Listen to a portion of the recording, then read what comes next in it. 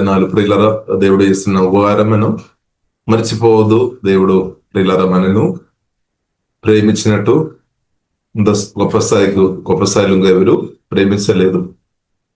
యేసయ్య ప్రియులరా మన కొరకు ప్రియధనంగా మార్చబడిన వాడి ప్రభు మనకు గొప్ప విలువ ఇచ్చిన దేవునికి స్తోత్రం. హల్లెలూయా. ప్రభు చూపులో మనం చాలా విలువ కలిగిన వారుగా ప్రియులరా సువార్త పరిశుద్ధ గ్రంథం మనం చదువుతున్న కొలది, ధ్యానిస్తున్న కొలది మనం అర్థం చేసుకోవచ్చు. దేవుడు జీవం కలిగిన దేవుడు, సృష్టికర్తైన దేవుడు నాకు మీకు గొప్ప విలువ ఇస్తున్నాం అన్నమాట. తక్కువ విలువ కాదు. మనకునేసరి మనల్ని తక్కువ అంచనా వేస్తారేమో, చాలా ప్రజలు మనల్ని తక్కువ అంచనా వేస్తారేమో, కానీ అదంతా ప్రియులారా మనం పక్క పెట్టుకోవాలి. ఇప్పుడు జీవం కలిగిన దేవుడు నాకు మీకు గొప్ప విలువ ఇస్తుంది అనమాట. గొప్ప విలువ అందుకొరకే ప్రియులారా మనం అర్థం చేసుకోవాలి. మౌల్యమైన పరిశుద్ధమైన రక్తం నా కొరకు మీ కొరకు ఆ పరిశుద్ధ రక్తం కార్చారు. హల్లెలూయా. కాబట్టి ప్రభు తన ప్రేమ, తన మరణం ద్వారా ప్రియులారా, తన పునరుద్ధానం ద్వారా ఆమేన్ పరిశుద్ధాత్మ వలన సువార్తను రక్షణ పొందిన మనలో నివాసం చేసుకోవని తన ప్రేమ ఇప్పుడు కూడా వ్యక్తపరుస్తున్నామన్నమాట. తన ప్రేమ ఇప్పుడు కూడా ప్రియులారా ఎన్నో విధంగా వ్యక్తపరుస్తున్నాం. ఇప్పుడు యేసుక్రీస్తు పుట్టడం అంటే తండ్రి దేవుడు యేసుక్రీస్తును పంపామన్నమాట. అది కూడా ప్రేమ అనమాట. యేసుక్రీస్తు ఎన్నో విషయాలు నేర్పించారు, ఎన్నో సత్యాలు మనం బలం పొందుకోవడానికి కొరకు మాటల ద్వారా ప్రియులారా మనకు ఎన్నో సత్యాలు నేర్పించారు. అది మాత్రం కాకుండా జీవం కలిగిన దేవుడు అనేకలు అభిషేకంతో నిండి, పరిశుద్ధాత్మతో నిండి పౌలు ద్వారా గాని, పేతురు ద్వారా గాని, మార్కు ద్వారా గాని, యోహాను ద్వారా గాని, మత్తయి ద్వారా గాని రకరకాల తన భక్తుల ద్వారా కూడా దేవుడు వారిని అభిషేకించి ప్రియులారా మనం బలం పొందుకోవడానికి కావలసినది దేవుడు పరిశుద్ధాత్మ దేవుడు వారిని అభిషేకించి మనతో మాట్లాడిన పరిశుద్ధ గ్రంథాన్ని బట్టి స్తోత్రం. హల్లెలూయా. కాబట్టి ప్రియులారా ప్రభు కోరుతున్నది మనం బలవంతులుగా ఉండాలన్నమాట. మనం నాశనం అయిపోవద్దు. దాని కొరకే తండ్రి దేవుడు క్రీస్తును మనకు అనుగ్రహించామన్నమాట. మనం నాశనం అయిపోవద్దు. మన నిత్య జీవన్ పొందడానికి కొరకు, పాపక్షమాపణ పొందడానికి కొరకు తండ్రి దేవుడు క్రీస్తుని పంపారు. కాబట్టి ఇప్పుడు ఇలా జీవం కలిగిన దేవుడు మనకు గొప్ప విలువ ఇచ్చామన్నమాట. దేవునికి స్తోత్రం. ఇది మనం అర్థం చేసుకోవాలి, ఇది మనం గ్రహించుకోవాలి. ఒకటి వారు వీరు నాకు విలువ ఇవ్వడం లేదు, నన్ను పట్టించుకోవడం లేదు. ఆ విషయం గురించి ప్రియులారా నేను మీరు దాని గురించి మనం బాధపడుతున్నాను. ఫలానా బ్రదర్ లేదంటే ఫలానా సిస్టర్, ఫలానా వ్యక్తి నన్ను పట్టించుకోవడం లేదు, నన్ను అర్థం చేసుకోవడం లేదు, విలువ ఇవ్వడం లేదేమో మీకు, కానీ దాని గురించి మీరు దుఃఖపడుతున్నారేమో, బాధతున్నారు. కానీ అది మనం పక్కపట్టాలి. కానీ మనం ఇప్పుడు సమయం ప్రియులారా తండ్రి దేవుడు యేసుక్రీస్తు ద్వారా నాకు మీకు ఎంత గొప్ప విలువ ఇచ్చామని విలువ దేవుడు ఇచ్చాం. కాబట్టి అది అర్థం చేసుకొని గ్రహించుకొని మన ప్రభువునందు ఆనందించాల్సిన సమయం అన్నమాట. ప్రభువుకు థ్యాంక్స్ చెప్పాల్సిన సమయం. దాని కొరకు మన హృదయాన్ని వాడుకోవాలి. స్తోత్రం. కాబట్టి వారు వీరు కొందరు ప్రియులారా పట్టించుకోలేదేమో, కొందరు తిరస్కరించారేమో. దాని గురించి మనం ఎందుకు ఇంకా బాధపడాలి? దాని గురించి మనం బాధపడి సమయం ఎందుకు మనం వ్యర్థం చేయాలి? జీవితం ఎందుకు వేస్ట్ చేయాలి, ఖరాబు చేయాలి? ఇది సాతాను ఒక తంత్రం అనమాట. కాబట్టి ఇప్పుడు ఇలా మనం అర్థం చేసుకోవాలి. దేవుడు నన్ను అంగీకరించాను, తండ్రి కుమార పరిశుద్ధాత్మ త్రేగ దేవుడు మనల్ని అంగీకరించామన్నమాట. ఈ సత్యం గ్రహించుకొని మనం దేవునికి థ్యాంక్స్ చెప్పాలి. హల్లెలూయా. గొప్ప దేవుడు మనల్ని అంగీకరించిన సరిపోతే కదా. ఆకాశం భూమి అంతా సృష్టించిన జీవం కలిగిన దేవుడే మనల్ని తన ప్రియ పిల్లలుగా చేర్చుకున్నాం, దత్తు తీసుకున్నాం అన్నమాట. ఆత్మనిత్యం వాక్యం ద్వారా పరిశుద్ధాత్మ వలన తన ఇంటికి మనల్ని నడిపించాం, తన ఫ్యామిలీ మెంబర్ గా మనల్ని మార్చాం, రోయల్ ఫ్యామిలీ మెంబర్ గా మనం ఉన్నాం. కాబట్టి ఇంకా మనం ఎందుకు బాధపడాలి?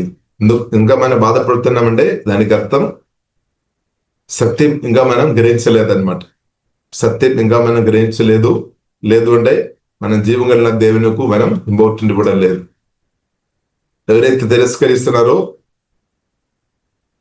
దాన్నే మనం ఎక్కువ చూస్తున్నారు కానీ గొప్ప దేవుడిని గొప్పగా చూడడం లేదు కాబట్టి కూడా బాధ రావచ్చు.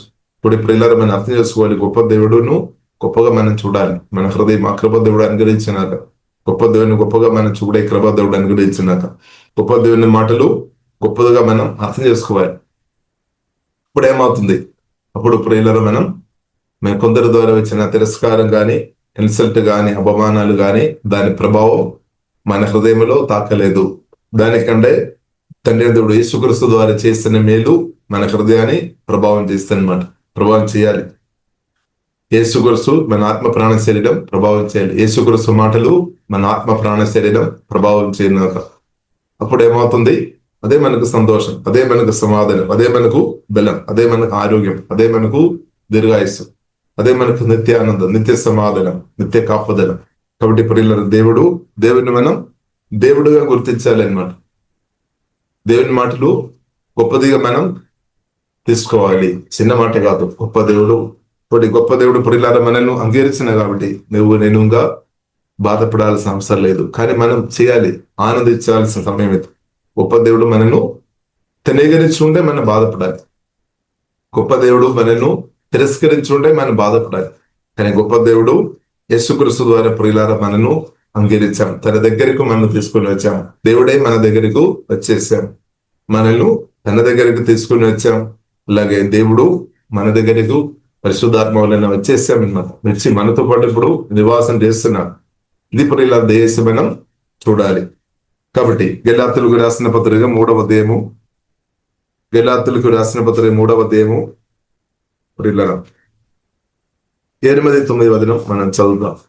దేవుడు విశ్వాస మూలముగా అన్ని జనులను నీతిమంతులుగా తీర్చునని లేఖనము ముందుగా చూచి నీయందు అన్ని జనులందరూ ఆశీర్వబడదురు అని అబ్రహామునకు సువార్తను ముందుగా ప్రకటించెను. కాబట్టి విశ్వాస సంబంధులే విశ్వాసము గల అబ్రహాముతో కూడా ఆశీర్వబడదురు. ప్రియులారా మనం చూసినట్లయితే అన్ని జనులుగా మనం ఒకప్పుడు మన శత్రువులు ఉన్నాం. ఇప్పుడు మన శత్రువులు ఉన్నామని కాదు, ఒకప్పుడు మనం జీవగల దేవుడి నుండి చాలా దూరంగా ఉన్నాం, కరెక్టే. కానీ అబ్రహాంతో దేవుడు ముందుగా చెప్పామన్నమాట. అబ్రహాంతో దేవుడు ముందుగా వాగ్దానం చేశాం. దేవుడు విశ్వాస మూలముగా అన్ని జనులను నీతిమంతులుగా తీర్చునని లేఖనము ముందుగా చూచి నీయందు అన్ని జనులు అందరూ ఆశీర్వబడతారని అబ్రహామునకు దేవుడు సువార్త ప్రకటించారు. ధర్మశాస్త్రం అబ్రహాంతో దేవుడు సువార్త ప్రకటించిన తర్వాత, లేదంటే అబ్రహాంకు జీవగల దేవుడు వాగ్దానం ఇచ్చిన తర్వాత దాదాపు 430 సంవత్సరం తర్వాతనే ధర్మశాస్త్రం వచ్చామన్నమాట. కాబట్టి ధర్మశాస్త్రం దేవుని దగ్గరే మనం ఉండడానికి అడ్డుగా ఉండకుండా ప్రియులారా దాన్ని కూడా యేసుక్రీస్తు శిలువ మరణం ద్వారా దాన్ని ఫుల్ఫిల్ చేస్తామన్నమాట. ధర్మశాస్త్రం దేవుడు తీసుకుని వచ్చాం. ధర్మశాస్త్రం ద్వారా కూడా మనకి ఏమర్థమైంది, మనకు రెస్ట్ కూడా కావాలి. ధర్మశాస్త్రం ద్వారా మనకు అర్థమైంది మన పాపులమని అర్థమవుతుంది అనమాట. నరహత్య చేయవద్దు, వ్యభిచారం చేయవద్దు, మన తల్లిదండ్రులను గౌరవించాలి, దొంగతనం చేయవద్దు, అంటే మంచి ఉండాలని ధర్మశాస్త్రం బోధిస్తున్నాం. కానీ ధర్మశాస్త్రం వలన జీవం దొరకడం లేదు. కాబట్టి ధర్మశాస్త్రం ద్వారా ప్రియులారా మనకి ఏం అర్థమవుతుంది, మన పాపేలమని అర్థమవుతుంది. కాబట్టి పాపి అని అర్థమైనప్పుడు మనకి ఏ కావాలి, శిష్యుడు కావాలి. పాపులుగా ఉన్నప్పుడు శిక్ష ఉంది, మరణం. కాబట్టి దాని నుండి విడిపించడానికి విమోచకుడు రిషవుడు కావాలి అని ధర్మశాస్త్రం ద్వారా ప్రియులారా దేవుడు ధర్మశాస్త్రం క్రీస్తు దగ్గరికి మనను నడిపించామన్నమాట. కాబట్టి అబ్రహాంకు దానికి ముందుగా దేవుడు వాగ్దానం చేశాం, నీ ద్వారా అనేకులు దీవించబడుతుంది. కాబట్టి ప్రియులారా మనం చూసిన దేవుడు ఏం చేశారు, దేవుడు విశ్వాస మూలముగా అన్ని జనులు నీతిమంతులుగా తీర్చేశారు. ధర్మశాస్త్రం అంతా పాటించాలంటే నీతిమంతులుగా మార్చబడితే కానీ ఎవరు కూడా ఇది చేయలే ఏ మనుషులు. ఎందుకంటే పాపం ద్వారా బలహీనత ఉంది. కాబట్టి ధర్మశాస్త్రం ఎలాగంటే అన్ని ఆజ్ఞలు పాటించాలి. 99 ఆజ్ఞలు పాటించి ఉండొచ్చు, 99 ఆజ్ఞలు పాటించి ఉండొచ్చు, ఒక్క ఆజ్ఞ మీరడం జరిగి ఉంటే అన్ని ఆజ్ఞలో పడిపోయినట్టు చూస్తారనమాట. అందుకొరకు ఏ మనిషి కూడా ధర్మశాస్త్రం ద్వారా నీతి పొందలేదు. అందుకొరకు కూడా ఇప్పుడు ఇలా తండ్రి దేవుడు క్రిస్తువుని తీసుకొని వచ్చాం. క్రిస్తు మన కొరకు కలువరి శిలువలో ప్రాణం పెట్టారు. మనం అది నమ్మిన చాలు. యేసయ్య నా కొరకు ప్రాణం పెట్టామని నమ్మిన చాలు. అది మన హృదయంలో మనం విశ్వసించాలి, నోటితో ఒప్పుకోవాలి. యేసుక్రీస్తు నా కొరకు ప్రాణం పెట్టాం, ప్రభువా నా పాపాలు క్షమించుము, రక్తం ద్వారా కడుగుము, ఇలా యేసుక్రీస్తును తండ్రి దేవుడు తెలియలేపాం. అది కూడా మనం నమ్మాలి. హృదయంలో ప్రభు మేము ప్రాణం పెట్టామని, మన కొరకు ప్రాణం పెట్టామని నమ్మాలి. తిరిగి లేచిన ప్రభు నా ప్రభు అని మనం నోటితో ఒప్పుకోవాలి. యేసయ్య నా ప్రభు అని ఒప్పుకోవాలి. దానికి పరిశుద్ధాత్మ సహాయం ధైర్యం కావాలి. అలా ఒప్పుకున్న వారు రక్షణ పొందుతారు.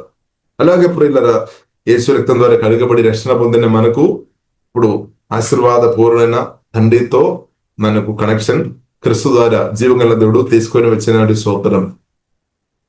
ఇప్పుడు క్రిస్తు ద్వారా ఇప్పుడు ఇలా తండ్రిన దేవునితో మనకు సమాధానం ఉంది, ఐక్యత ఉంది. జీవగల దేవునితో ఐక్యత ఉంది. ఇప్పుడు సృష్టికర్తైన దేవునితో, పరిశుద్ధైన దేవునితో మనకు యేసుక్రీస్తు ద్వారా ఐక్యత ఉంది. ఆశీర్వాద పూర్ణ దేవునితో మనకు మంచి సహవాసం ఉంది, ఐక్యత ఉంది. అందుకొరకు ప్రియులరా భూమిలో ఉన్న కొందరు మనుషులు మన రిలేషన్షిప్ లో కొన్ని సమస్యలు రావడానికి అవకాశం ఉంది. కానీ మనం భయపడాల్సిన అవసరం లేదు. ఎందుకంటే గొప్ప దేవునితో యేసుక్రీస్తు ద్వారా తండ్రి దేవునితో మనకు సమాధానం ఉంది, ఐక్యత ఉంది. ఒక గొప్ప ఆశీర్వాద పూర్ణుడు అంటే సృష్టికర్త అయిన దేవుడు అనమాట. జీవగల దేవుడు, పరిశుద్ధ దేవుడు. ఆ దేవునితో ప్రియులారా మనకు ఐక్యత ఉంది కాబట్టి నేను భయపడాల్సిన అవసరం లేదు. మనం భయపడాల్సిన అవసరం లేదు. దానికి అర్థం ఏంటిది? మనం తల్లిదండ్రులతో గాని, భర్తతో గాని, భార్యతో గాని, లేదంటే సహోదరులతో ఉన్న రిలేషన్షిప్ మెయింటెనెన్స్ చేయవద్దని కాదు. బైబిల్లో రాయబడి సాధ్యమైనంత బైబిల్లో రాయబడి సమాధానం బంధం చేత ఆత్మ కలిగించే ఐక్యత కాపాడుకోవాలి.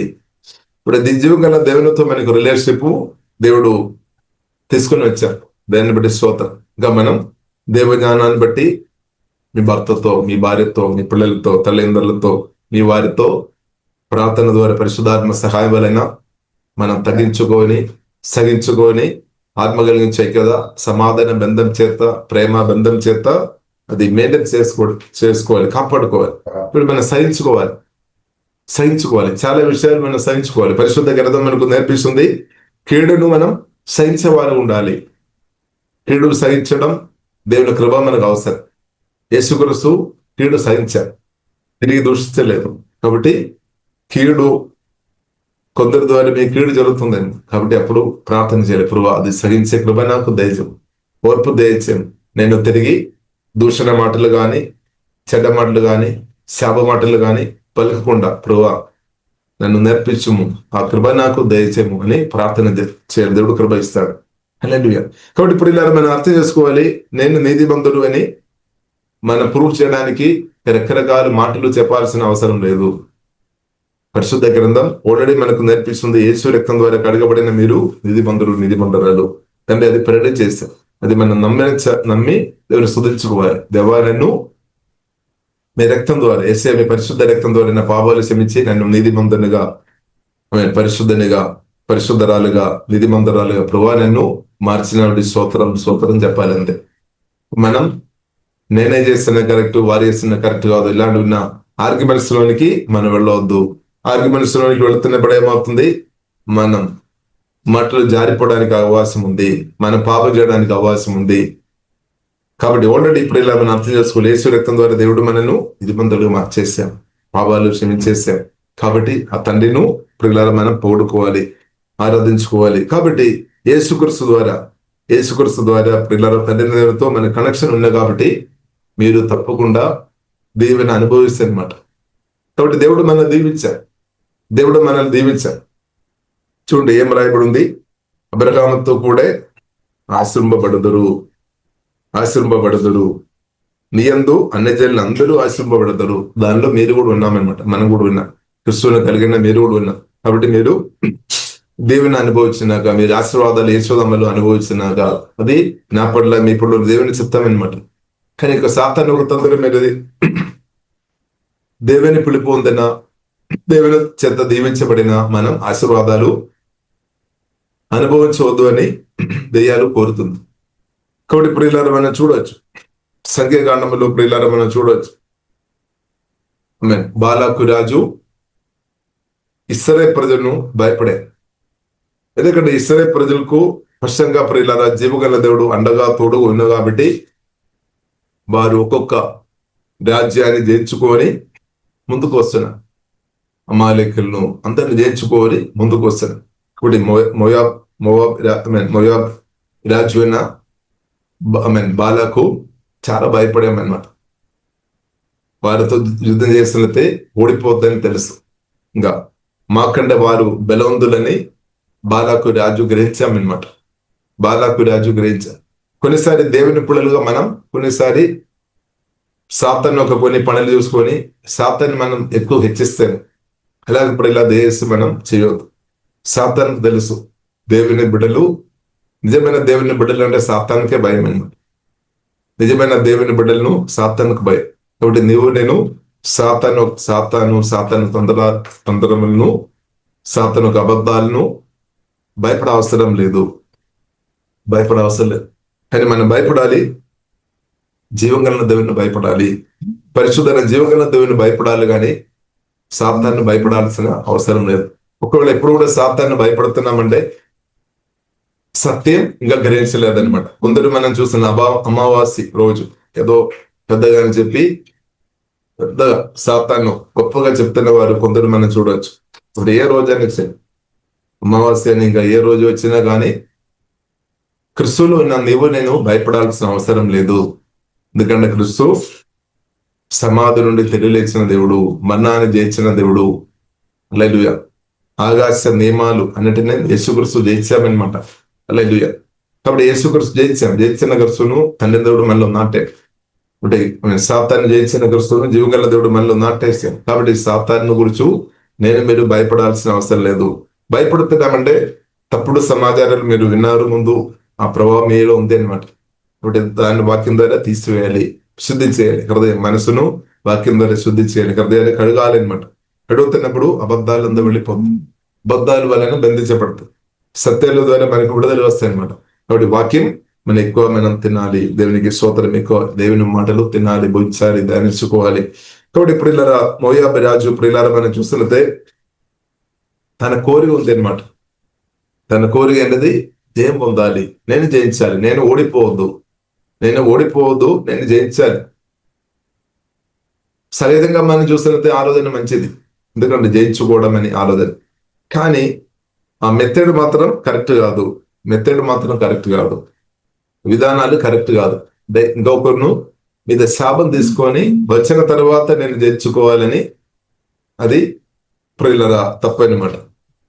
స్తోత్రం. ఇప్పుడు జయం పొందుకోవడం తప్పు కాదు. కానీ ప్రియులరా మనం చూసినట్లయితే ఇంకొకరు నువ్వు కీడు చేసుకొని నేను జయించాలి, అది శరీర క్రియలు అనమాట. శరీర క్రియలు అందుకొరకే శరీరానుసారంగా యుద్ధం చేయాలని ప్రియులరా బాలాకు రాజు ప్లాన్ చేశారు. కాబట్టి తనకు సామర్థ్యం కూడా ఉంది అనమాట. రాజు కాబట్టి సమర్థమైన అలాగే తన కొదువ లేదు. అంటే బేండు స్టాండర్డ్ ప్రకారం ఉన్న ఆశీర్వాదాలు తక్కువ లేదు. కాబట్టి బిలియా ప్రవక్త దగ్గరకు ప్రజలను పిలిచామనమాట. బిలియాము, నువ్వు రావాలి, నువ్వు ప్రవక్త, నువ్వు రావాలి.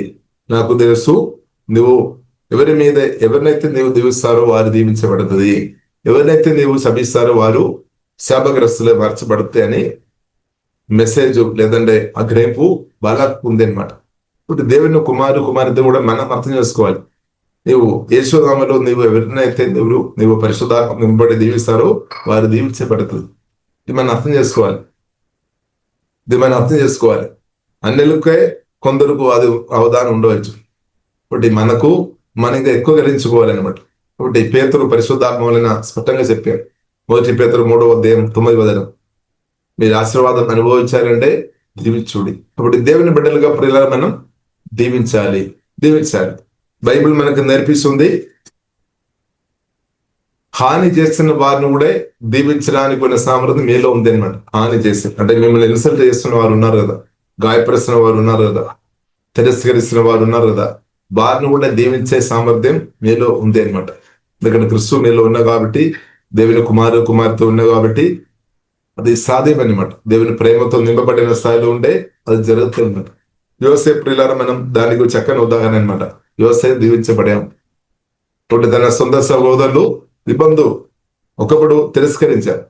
ఒకప్పుడు యోసేపుకు వ్యతిరేకంగా మాట్లాడిన వారు, యోసేపును చంపడానికి కూడా ప్రయత్నం చేసిన వారు, కానీ వారు ఇబ్బందికరమైన పరిస్థితి వచ్చినప్పుడు యోసేపు దేవుని ప్రేమ వ్యక్తపరిచామన్నమాట. ఇప్పుడు యోసేపు చెప్పలేదు, ఇప్పుడు గతకాలంలో నీవు నన్ను పట్టించుకోలేదు కదా, నన్ను తిరస్కరించాం కదా, నన్ను ఇన్సల్ట్ చేశాం కదా, నన్ను గాయపరిచాం కదా, నన్ను చంపేసుకోవాలి, భూమి నుండే నా ప్రాణమే తీసివెళ్ళని మీరు ఆలోచన చేస్తారు కదా, కాబట్టి నేను నీకు సహాయం చేయలేదని యోసేపు చెప్పలేదు. యోసేపు చెప్పిన మీరందరూ ఇక్కడ ఉండము, మేము చూసుకుంటాం, దేవుడు నన్ను అందగా దీవించాం. కాబట్టి ఆ పరిస్థితి పరిస్థితులను చూసలితే యోసేపు ఆత్మీయంగా చూస్తున్నాం అనమాట, శరీరానుసరంగా చూడడం లేదు. యోసేపు ఆ మంచి పరిస్థితిను దేవుని నా మహిమ కొరకు వాడుకున్నాం అనమాట. ఇప్పుడు మన పరిస్థితి ఎలా ఉంది? ఇప్పుడు మనం పరిశుద్ధాత్మ వలన నేర్చుకోవాలి. కొందరు మనకు ఇబ్బంది పెడుతున్నప్పుడు మనం ఏమనుకున్నాం, వారు మన శత్రువు అని మనసులో మనం పిడి చేస్తారని, ఆయన నా శత్రువు. ఇప్పుడు ఏమవుతుంది, మన కోపం కలుస్తాయి అనమాట. వారికి వ్యతిరేకంగా మనం, కొందరు బహిరంగ మాట్లాడతారు, బహిరంగ కొన్ని పనులు చేస్తారు, కొందరు సీక్రెట్గా చేస్తారు. ఇప్పుడు మనం ఎలా ఉంది? ఇప్పుడు విదేశీ ప్రియుల పరిశుద్ధ గ్రంథం మనకు నేర్పిస్తుంది, రక్త మాంసములతో మనకు పోరాటం లేదు. ఇప్పుడు మనం పోరాడుతున్నామా? మన పోరాటం రక్త మాంసములతో పోరాటం చేయవద్దు అని మనం నిర్ణయం చేసుకున్నారేమో, కానీ పరిస్థితి వచ్చినప్పుడు ఎలా ఉంది? మన పోరాటం చేస్తున్నామా? రక్త మాంసములతో ప్రియులారా మనం పోరాటం చేస్తున్న వారు ఉండే మన ఆత్మీయ యుద్ధంలో తప్పకుండా ఫెయిల్ అయిపోతుంది, ఓడిపోతుంది. కాబట్టి ఇప్పుడు ఆత్మీయ యుద్ధంలో మనం ఫెయిల్ కాకుండా ఉండాలి అంటే పరిశుద్ధాత్మ టీచింగ్ మనకు అవసరం, దేవుని స్వరం మనకు అవసరం, పరిశుద్ధాత్మ దేవుని స్వరం అవసరం. కానీ మన సొంత మనసే కొన్నిసారి అసలే ఒప్పుకోలేదు. మన సొంత నూతన పరచబడలేని మన మనసు అసలు ఒప్పుకోవట్లేదు, ఇష్టమే. అదొకరికి మనం వాక్యం ధ్యానించాలి, దేవా మనసు నూతన పరచుము. ఇంకా నూతన పరచబడలేని మనసులో మనం ఉంటే సాతాను కూడా ఈజీగా పనిచేయడానికి అవకాశం ఉంది. సాతాను ఎక్కువ చెప్తాడు, నువ్వు మంచి అవకాశం ఆయనను అది చేయాలి ఇది చేయాలని ఆలోచన చెప్తారు. కాబట్టి అది మనం రిసీవ్ చేయవద్దు. మనం ఏం చేసుకోవాలి? స్పిరిచువల్ యుద్ధంలో ఉన్నాం, శరీరానుసరంగా మనం యుద్ధం చేయవద్దు. చేసి ఉంటే ఫెయిల్ అయిపోతాం. అంటే సాతాన్ ప్రియులగా పని చేస్తాయి అనమాట, ఎక్కువ పని చేస్తారు. కాబట్టి సాతానికి మనం చోటు ఇవ్వకుండా ఉండాలంటే శరీరానుసరంగా మనం చూడవద్దు, శరీరానుసరంగా మాట్లాడవద్దు. మనం దేవుని కుమార్తె ఆత్మీయంగా మాట్లాడడం నేర్చుకోవాలి, తగ్గించుకోవడం నేర్చుకోవాలి, సహించుకోవడం నేర్చుకోవాలి. యేసునామములో ప్రార్థన చేసుకొని దురాత్మను వెళ్ళగొట్టడం నేర్చుకోవాలి. ఇప్పుడు దేవునికి లోబడకుండా మనకి అది సాధన రాదనమాట. దేవునికి లోబడకుండా సాతాన్ని మనం గద్దించినప్పుడు సాతాన్ని వెళ్ళిపోలేదు. ఇప్పుడు మొదటిగా ప్రియుల మనం లోతైన మారమని శుద్ధీకరణ పరిశుద్ధాత్మ దేవుడు మన హృదయంలో దేవుడు దయచేయనాక. హృదయ శుద్ధి గల వారు ధన్యులు. అలాంటి వ్యక్తులను సాతాను ఏమి చేయలేదన్నమాట. కాబట్టి మన హృదయాన్ని అపవిత్రపరచడం సాతాను ఒక తందరం అనమాట. ఇప్పుడు ఇక్కడ ప్రియులారా మనం చూసినట్టే బాలాకు రాజు, ప్రియులారా మనం చూసినట్టే బిల్యామును ఇప్పుడు ఇచ్చాం, నీకు ఎంతైనా ఇస్తాం, నువ్వు శాప మాటలు పలికాలి అప్రతిజ్ఞ మీరు. కాబట్టి ఏదైనప్పుడు కూడా ప్రియులారా మనం చూసినట్టే బిల్యాము దేవునితో మాట్లాడారు. దేవుడు చెప్పిన వద్దు, వారును శపిపోవద్దు అని దేవుడు చెప్పారు, నీకు వెళ్ళవద్దు అని చెప్పి. కానీ బాలాకు ప్రియులారా మనం చూసినట్లయితే ఆ విషయంలో కఠిన తీర్మానంలో ఉన్నామన్నమాట, స్ట్రాంగ్ నిర్ణయం అనమాట. బాలాకు నేను ఏ విధమైన జయించాను. కాబట్టి నెగిటివ్ మెసేజ్ వచ్చింది బాలాకు, ఇది బిల్యాము రాదు అని పంపిన వారు తిరిగి వచ్చి చెప్పారు. కానీ బాలాకు అనగానే కదలలేదు. బాలాకు ఇంకా ఏం చేశారు, ఇంకా ముందు పంపించిన వారి కంటే ఇంకా ఘనం అంటే ఇంకా శ్రేష్టమైన వారిను గుమ్మను పంపించామన్నమాట. ఇంకా ఆఫర్ ఎక్కువ అంటే ఇంకా నేను మీకు ఎక్కువ నేను చేస్తాను, ఏ విధమైన సరే నువ్వు కావాలి, నువ్వు శాప మాటలు పలుకాలని రెండవసారి పంపించామన్నమాట. చూడండి బాలకు ఎంత స్ట్రాంగ్ నిర్ణయంలో ఉన్నట్టు. ఇప్పుడు దేవుని బిడ్డలుగా మనం ఎలా ఉంది, మంచి విషయంలో మనం ఇంకా స్ట్రాంగ్ గా ఉండాలన్నమాట. చెడు విషయంలో బాలాక్ రాజు చాలా స్ట్రాంగ్ ఉన్నా. కాబట్టి మంచి విషయం మేలు చేసే విషయంలో, క్షమించే విషయంలో, ఇద్దరిలో దీవించే విషయంలో, మంచి విషయంలో మనం కూడా స్ట్రాంగ్ ఉండాలి అన్నమాట. చెడు విషయంలో బాలాకు చాలా స్ట్రాంగ్ ఉన్నా.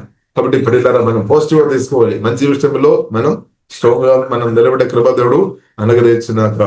కాబట్టి రెండవసారి కొందరు పంపాము, ఇంకా దేవునితో అడిగాము, దేవుడు కూడా చెప్పినాను అనమాట, నువ్వు వెళ్ళము, కానీ నేను చెప్పిన మాట మాత్రం చెప్పాలి, ఇంకా దానికంటే తక్కువ కానీ ఎక్కువ కానీ ఏది చెప్పడానికి వీల్లేదు అని దేవుడు నేర్పించి పంపించారు. కానీ పంపిన దారి మధ్యలోనే బిలాము మరణం, అంటే చనిపోవడానికి మరణం దగ్గరికి వచ్చామన్నమాట. అంటే దేవుని కోపం వచ్చింది, ఎందుకంటే దేవుని పిల్లలను మీద శాపం తీసుకొని రావడం దేవునికి ఇష్టం లేదనమాట. దేవుని పిల్లలు ఆశీర్వాదం అనుభవించారు, వారి శాపగ్రస్తులు ఉండడం దేవునికి ఇష్టం లేదు. కాబట్టి ప్రియులారా, మనం బిలామును తీసివేయాలని దేవుడు అనుకున్నారు, దూతని పంపించాం, గడ్డంతో దూతని పంపించాం. కానీ బిలాము ఆ దూతని చూడలేదు, కానీ గాడిద చూశామన్నమాట. గాడిద చూసిన కాబట్టి బిలాము కాపాడబడాము. ఇంకా అది మాత్రం కాకుండా గాడిద ద్వారా జీవగల దేవుడు మాట్లాడారు. అది ఒక గొప్ప మెరకలు అనమాట, మామూలు మెరకలు కాదు, గాడిద ద్వారా దేవుడు మాట్లాడారు. ఇప్పుడు ఏదైనా ఇప్పుడు కూడా ప్రియులారా మనం చూసినట్లయితే తర్వాత దేవుడు బిలాము ఒక కన్నులు కూడా తెరిచామన్నమాట. కాబట్టి తన తప్పు అర్థం చేసుకున్నాం, కాబట్టి నేను పాపం చేశామని ఒప్పుకున్నాం. సంఖ్యాకాండము 22 అధ్యాయము 34 వచనంలో మనం చూడవచ్చు బిలాము. అందుకు బిలాము, నేను పాపం చేస్తాను, నేను పాపం చేశాను దేవా, మీకు వ్యతిరేకమైన పనులు నేను చేశాను అని ఒప్పుకున్నాం. సరే, ఏదైనా దేవుడు చెప్పారు, నీవు వెళ్ళము, కానీ నేను చెప్పిన మాత్రం చెప్పాలి. దాని నుండి ప్రియులారా కొన్ని మన ఆత్మీయ సత్యాలు మనం అర్థం చేసుకోవాలి. బిలాము ప్రియులారా మనం చూసినట్లయితే దేవుడు మాటలు పలికామన్నమాట. దానిలో మనం చూసినట్లయితే ఒక మాట ప్రియులారా మనం చూసినట్లయితే 23 అధ్యాయము 8వ వచనం 7వ వచనం, రెమ్ము నా నిమిత్తం యాకోబుని శపింపుము, రెమ్ము ఇశ్రాయేలును భయపెట్టవలెను అనేను. ఏమని శపింపగలను? దేవుడు శపింపలేదే.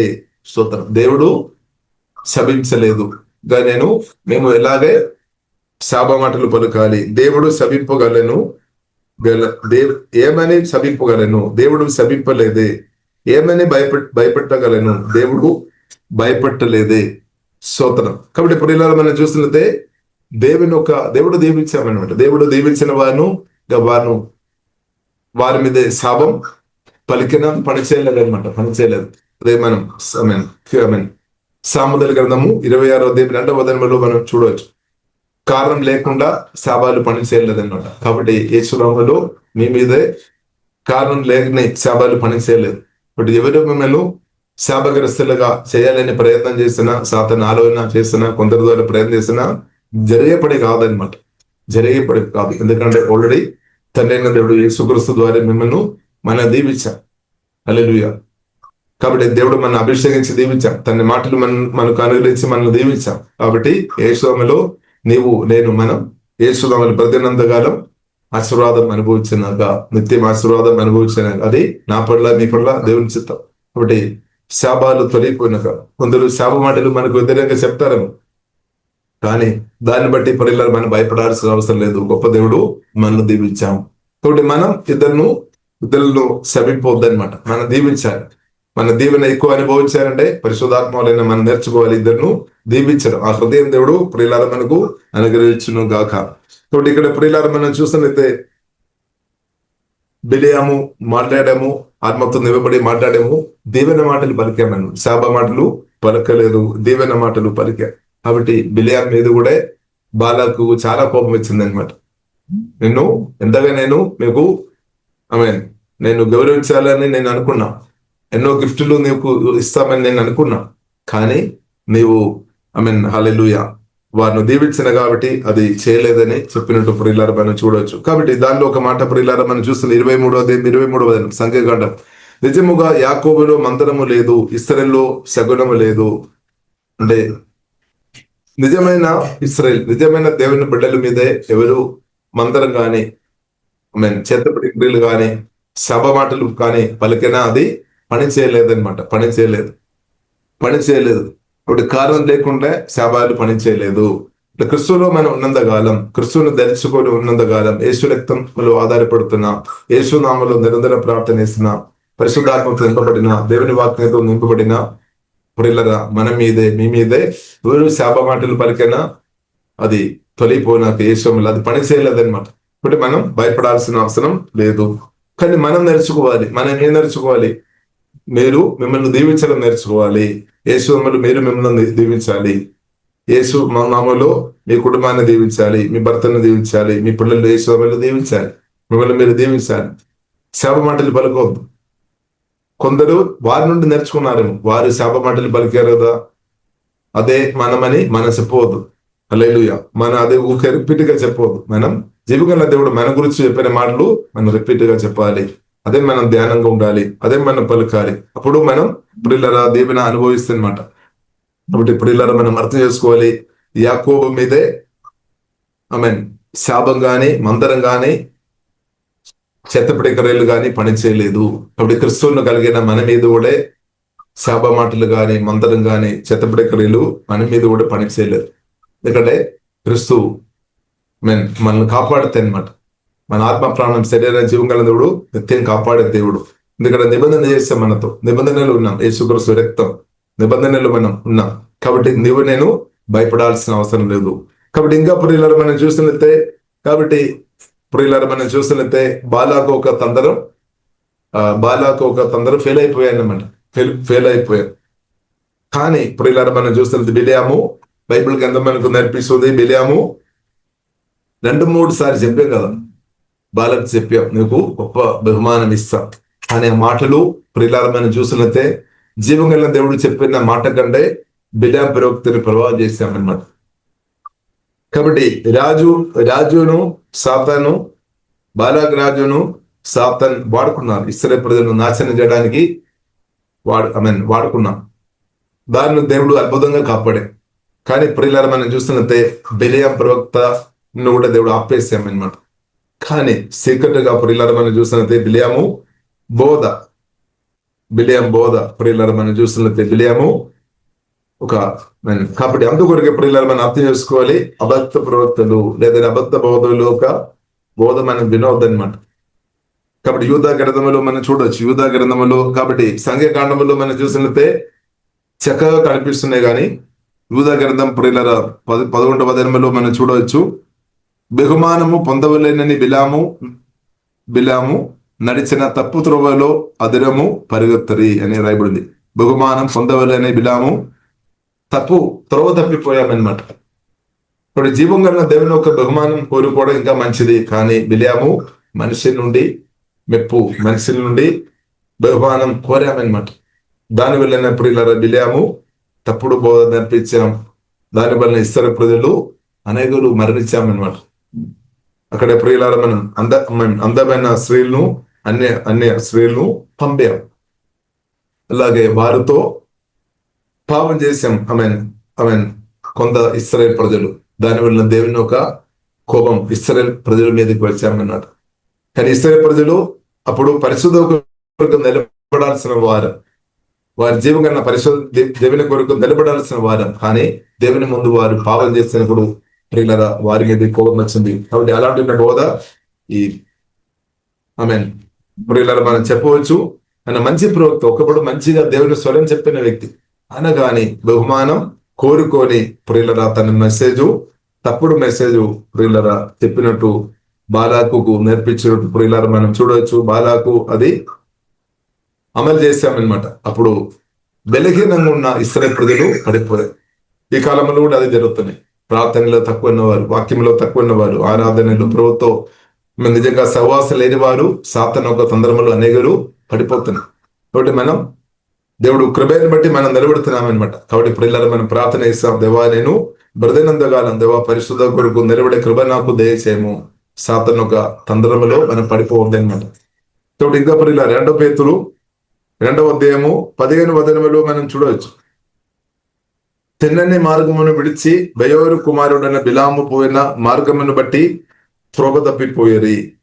బిలాము దుర్నీతి వలన కలుగు బహుమానము ప్రేమించేను. దుర్నీతి అయితే తాను చేసిన అతిక్రమము నిమిత్తము అతడు గద్దింపబడేను. ఎవడు గద్దించామన్నమాట. ఎడ్లనగా నోరు లేని గార్ధవము మానవ స్వరముతో మాట్లాడి ఆ ప్రవక్తి యొక్క వెరితనమును అడ్డగించును. కాబట్టి ప్రియ బహుమానం కోరుకొని సత్యం మాటలు, పరిశుద్ధమైన జీవ మాటలు వేరే విధంగా మనం చెప్పడానికి వీలు లేదనమాట. అంటే మన పరిశుద్ధ కొరకు నిలబడాలి. అందుకొరకు బైబిల్లో రాయబడింది 2 తిమోతి గ్రంథంలో మనం చూడవచ్చు. దేవజనులు ఎలా ఉండాలి? బహుమానం కోరుకోవద్దు. బహుమానం దేవుడే గొప్ప బహుమానం. తండ్రి దేవుడు యేసుక్రీస్తును మనకి ఇచ్చాం, అదే గొప్ప బహుమానం, రివార్డు. కానీ సత్యవాక్యం వరకు ఉన్నట్టుగా అంటే నేర్పించాలన్నమాట. కాబట్టి ప్రజలు ఒక మనసుకు, వారి చెవులకు ఇంపమైన కన్నరసం వారి చెవులకు ఇష్టమైనట్టు మనం మాట్లాడడానికి వీలు లేదనమాట. సత్యంగా చెప్పాలి. పరిశుద్ధమైన మాట పరిశుద్ధ కొరకు నిలబడి మనం నేర్పించాలి. లేదు అంటే చెప్తున్న వారి మీద కూడా వారు కూడా పనిష్మెంట్ ఉంది అనమాట. అదే మరి యాకోబు 3:1 చూడవచ్చు. అందుకొరకు ప్రియులారా మనం చూడవచ్చు, అందరూ బోధకులుగా ఉండవద్దని రాయబడింది.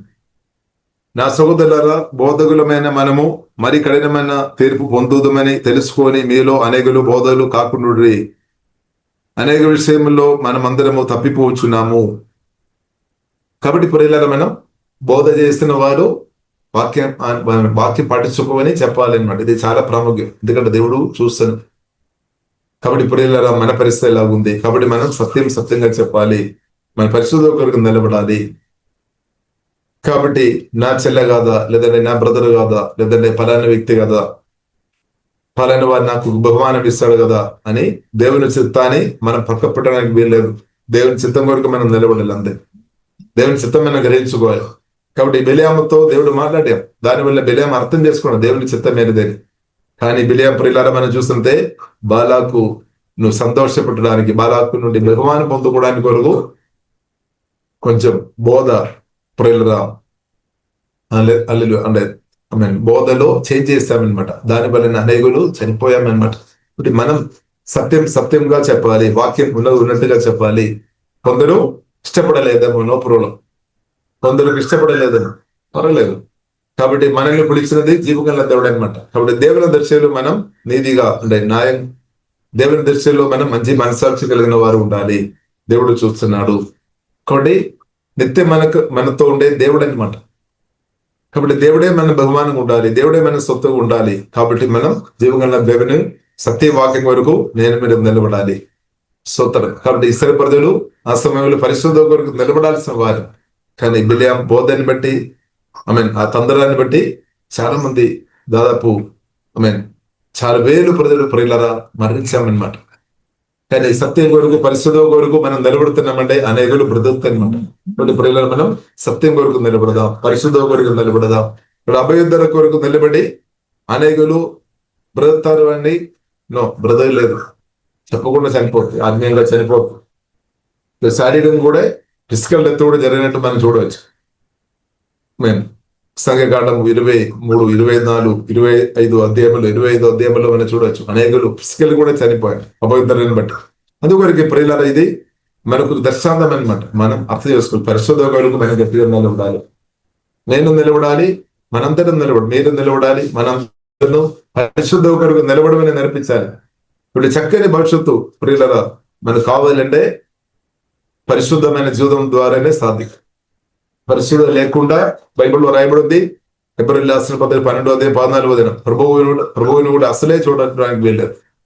హృదయశుద్ధి గల వారు ధన్యులు, వారు దేవుని చూస్తారు. పరిశుద్ధంగా.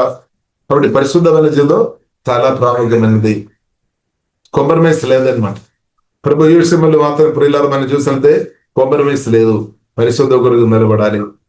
ఎవరైనా సరే స్తోత్రం, ఎవరైనా సరే ప్రియులారా. అందుకొరకు బైబిల్లో రాయబడింది 1 పేతురు 1 అధ్యాయము 17 మనం చూడవచ్చు. ముఖపక్షం లేదు మన దేవునికి. అందుకొరకు మన భయభక్తి కలిగి బ్రదర్, ముఖపక్షం లేదు. పరిశుద్ధ దేవుడు కోరుతున్నాం. కాబట్టి దానిలో ప్రియులారా మాత్రం దేవునికి ముఖపక్షం లేదనమాట. కాబట్టి ప్రియులారా ప్రార్థన చేస్తాను, దేవా నేను పరిశుద్ధపరచము, మీ దృష్టిలో నేను నిధిగా న్యాయంగా హృదయ కృపా దేవా నాకు దయచమని ప్రార్థన చేస్తాను. అబ్రహాంతో కూడా దేవుడు అదే చెప్పావు, నువ్వు నా దృష్టిలో నీతిగా న్యాయంగా నిందారహితంగా నీవు ఉండాలి, నేనైతే నిన్ను దీవిస్తాను. ఇప్పుడు దేవుడు ప్రియులారా, మనల్ని తప్పకుండా దేవుడు క్రీస్తు వారు దీవించిన వాటి స్తోత్రం. దేవుని దీవెన పరిశుద్ధంగా బ్రతుకుతున్న వారు తప్పకుండా అనుభవిస్తారు. ఇప్పుడు మనం ప్రార్థన చేస్తాం, యేసు రక్తంలో ఆధారపడుతుంది, దేవా నా హృదయానికి అడుగుము, వాక్యం ద్వారా నేను శుద్ధి చేయము. ఇప్పుడు అపవిత్రతతో కలిసి అపవిత్రంగా బ్రతికి దేవుని యొక్క దీవెనలు పొందుదామంటే అది జరిగే పని కాదన్నమాట. అని పరిశుద్ధంగా బ్రతికిన వారు, పరిశుద్ధ కొరకు ఎవరైతే నిలబడినప్పుడు కూడా కొన్ని నిందలు, అపమానాలు, చెరస్థాల అనుభవం వచ్చినా కానీ జీవగల దేవుడు హెచ్చిస్తాడు. చెరస్థాల నుండి బయటకు తీసుకొని వస్తాడు. ఆ పవర్ దేవునికి ఉందన్నమాట. వ్యవసాయ జీవితంలో మనం చూడవచ్చు, పరిశుద్ధ కొరకు గట్టిగా నిలబడాం, ప్రజల ద్వారా చెరస్థాల అనుభవాలు వెళ్ళాం, కానీ దేవుడు ఒప్పుకోలేదు. దేవుడు జీవగల దేవుడు యోసేపును ఉన్నతమైన స్థాయికి హెచ్చించాడు. అదే మనం ఆరాధిస్తున్న ప్రభువైన యేసుక్రీస్తు జీవగల దేవుడు. హల్లెలూయా. కాబట్టి ప్రియులారా, మనం భయపడాల్సిన అవసరం లేదు. అంటే పరిశుద్ధంగా మనం నిలబడాలి. మన పిల్లల్ని కూడా నేర్పించాలి. కొందరు తల్లిదండ్రులు పిల్లలు భవిష్యత్తు గురించి బాధపడుతున్నారు. నా కుమార్తెకు, నా కుమారునికి భవిష్యత్తు మంచి వస్తా లేదా అంటే నువ్వు పరిశుద్ధ కొరకు నిలబడాలి. నీ కుమార్తెను పరిశుద్ధంగా బ్రతుకుమని నేర్పించాలి. మీ కుమారుని పరిశుద్ధ కొరకు నిలబడమని నేర్పించాలి. 100% జీవగల దేవుడి చేత నీవు, నీ కుమారుడు, నీ కుమార్తె, మీ పిల్లలు, మన పిల్లలు దీవించబడుతుంది. 100% జరుగుతుంది అనమాట. దేవుడు ఉన్నా కాబట్టి దేవుడు చేస్తాడు. అలాగే కాబట్టి ఇప్పుడు మనం పరిశుద్ధ విషయం మనం నేర్పించాలి, మనం నిలబడాలి. ఇది చాలా ప్రాముఖ్యమైన విషయం. అలాగే ఎందుకంటే అది ఇశ్రాయేలు ప్రజలు కొందరు అది నిర్లక్ష్యం చేస్తున్నప్పుడు ప్రియులారా మనం చూడవచ్చు. దాని రిజల్ట్ అనేకలు చనిపోయాయి. అంటే అలాగే జరగవద్దు అనమాట. జరగకుండా ఉండాలి అంటే ప్రియులారా మనం పరిశుద్ధ కొరకు నిలబడదు. వేరే మార్గం లేదు. యేసుక్రీస్తు చెప్పాడు, నేను సత్యం జీవ మార్గం. యేసుక్రీస్తు పరిశుద్ధుడు, నేను పరిశుద్ధుడు కాబట్టి మీరు కూడా పరిశుద్ధంగా ఉండాలి. కాబట్టి తండ్రి దేవుడు పరిశుద్ధమైన క్రీస్తుని మనలో నాటిన దేవునికి స్తోత్రం. కాబట్టి దేవుడు సహాయం చేస్తాడు. ప్రియులారా తప్పకుండా సహాయం చేస్తాడు. ఇప్పుడు మీరు బాధపడవద్దు. నేను పరిశుద్ధంగా ఉండాలంటే అది చాలా కష్టమని బాధపడాల్సిన అవసరం లేదు. పరిశుద్ధమైన క్రీస్తుని జీవగల దేవుడు మనలో నాటేస్తాడు. ఆ క్రీస్తుకు మనం చోటించాలి. ఏసే మాటలు మనం చదవాలి, ధ్యానించాలి. పరిశుద్ధమైన మాటలు, వాక్యం చదువుతున్నప్పుడు ఉదగాస్తున్నాను. వాక్యం ద్వారా దేవుడు మన హృదయానికి అడుగుతానమాట. మురికి చెత్తలు అందరు వెళ్ళిపోతాయి. అప్పుడు ఏమవుతుంది, మన ఆత్మ కన్నులు కూడా మంచి తెరబడుతుంది. ఆత్మ చెవులు కూడా దేవుని స్వరం చాలా క్లియర్ గా వినబడతాయి. ఇప్పుడు ఈ కాలంలో మనం దేవుని స్వరం చెప్పే వ్యక్తులు ఉండాలి. దేవుని స్వరం విని చెప్పేవారు ఉండాలి. దేవుని స్వరం విని అనేకలు సత్య మాటలు నేర్పించేవారు ఉండాలి. సత్యం అని నేర్పించేవారు ఉండాలి. కాబట్టి సత్యం కొరకు మనం నిలబడకుండా సత్యం నేర్పించలేదు. పరిశుద్ధ కొరకు నిలబడకుండా మనం ఇద్దరిని పరిశుద్ధంలోనికి నడిపించలేదు. కాబట్టి దేవుడు కృప అనుగ్రహించినాక, మన పరిశుద్ధంగా బ్రతే కృప దేవుడు అనుగ్రహించినాక కాబట్టి నిలబడాలి. ప్రియులారా ఇప్పుడు బెలియాం అలాగా మనం ఉండవద్దు. బహుమానం కొరకు నేను కొన్ని కోట్లు ఇస్తాం, కొన్ని బిల్లులు ఇస్తాం, స్తోత్రం ఏది ఇస్తామంటే కూడా మనం ఒప్పుకోదు. ఎందుకంటే ప్రియులారా మనం అర్థం చేసుకోవాలి, తండ్రి దేవుడు శ్రేష్టమైనది మనకి ఇచ్చేసాం. దానికంటే ఖరీదైనది ఏదీ లేదు. కాబట్టి సాతాను ఒక తంత్రములో మనం పడిపోవద్దు. అది ఇస్తాం, ఇది ఇస్తామంటే మన ఇష్టం ఇచ్చినట్టు చెప్పడానికి వీల్లేదు. కాబట్టి తండ్రి దేవుడు శ్రేష్టమైనది మనకి ఇచ్చేసాం. అదే తన ప్రియ కుమారుడు. ఆ కుమారుడు మనం చూసినట్లయితే ఇంకా మనం నేర్చుకోనుండే అదే దేవుడు అనమాట. దేవుడిని ఇచ్చినట్టు అనమాట. దేవునికి స్తోత్రం. యేసుక్రీస్తుని ఇవ్వడం అంటే దేవుడు ప్రియులారా మన దేవుని పొందినట్టే. స్తోత్రం. యేసుక్రీస్తుని పొందేమంటే సత్యగార్తన జీవగల దేవుని మనం పొందినట్టు అంటే ఉంది. దానికంటే తక్కువ లేదనమాట. ఇప్పుడు జీవగల దేవుని కంటే గొప్ప ఆశీర్వాదం ఏదైనా ఉందా? సాతాను అదే చెప్తాడు. ఇంకా ఉంది, రకరకాలు చూపిస్తాయి అనమాట. రకరకాలు శరీరాశులు కానీ నేత్రాశలు ఇంకా రకరకాలు మన ముందు చూపిస్తారు. బంగారం కానీ, బండి కానీ, ఇల్లు కానీ, కారు కానీ రకరకాల ఐటమ్స్ ఇలా చూపిస్తుంది. కానీ ప్రియులారా మన దేశం పడిపోవద్దు. ఇప్పుడు కారు ఉండడం పాపం కాదు, కారు వాడుకోండి. ఇల్లు ఉండడం పాపం కాదు, వాడుకోండి. స్తోత్రంగా మనం బిల్డ్ స్టాండర్డ్ ప్రకారం ఆశీర్వాదాన్ని అనుభవించుకోవడం పాపం కాదు, దాన్ని బట్టి స్తోత్రం. కానీ అక్రమ మార్గంలో వెళ్ళి అది సంపాదించవద్దు అనమాట. తప్పుడు బోధలు నేర్పించుకొని అది సంపాదించడం పాపం అవుతుంది. ఇంకొక ప్రాముఖ్యమైన విషయం, చర్చ్ బిల్డింగ్ కూడా దాన్ని కూడా ఆరాధన చేసడం పాపం అయిపోతుంది అనమాట.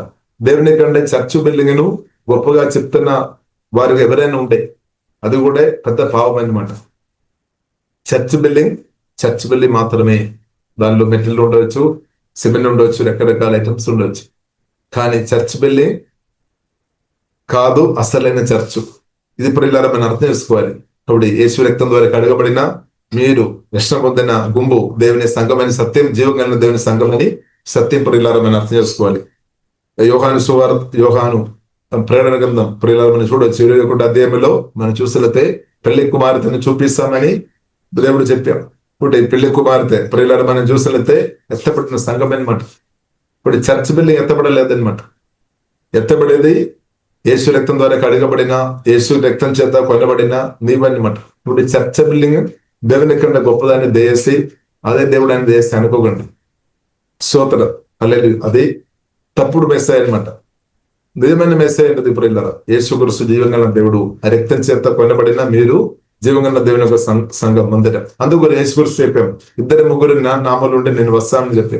మనేమో గొప్ప బిల్డింగ్ ఉండేనే అదే దేవుని మందిరం అని మనం అనుకున్నాము. కానీ ప్రియులరా, అది బిల్డింగ్ మాత్రమే, మందిరం అసలైన మందిరం మీరే అనమాట. ఈ సత్యం మనం అర్థం చేసుకోవాలి.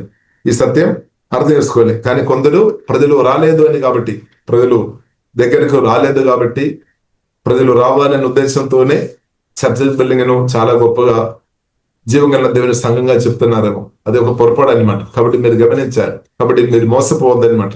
కాబట్టి జీవగల దేవుడు, తండ్రి దేవుడు క్రిస్తుని ఇచ్చేశారు. ఆ క్రిస్తు కంటే గొప్ప ఆశీర్వాదం ఇంకా ఏదీ లేదు.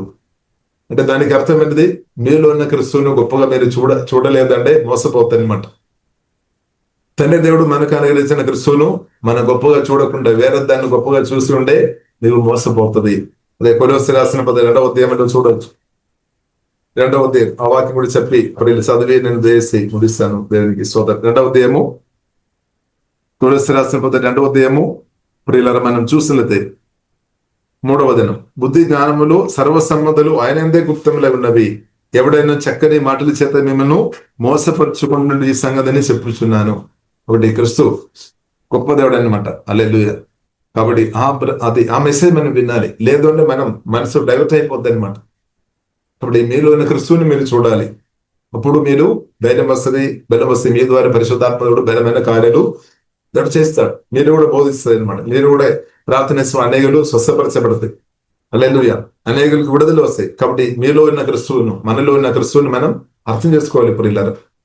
కాబట్టి క్రిస్తువు కంటే గొప్పది ఏమీ లేదు. ఇది మనం నేర్పించాలి. ఇది మనం అర్థం చేసుకోవాలి.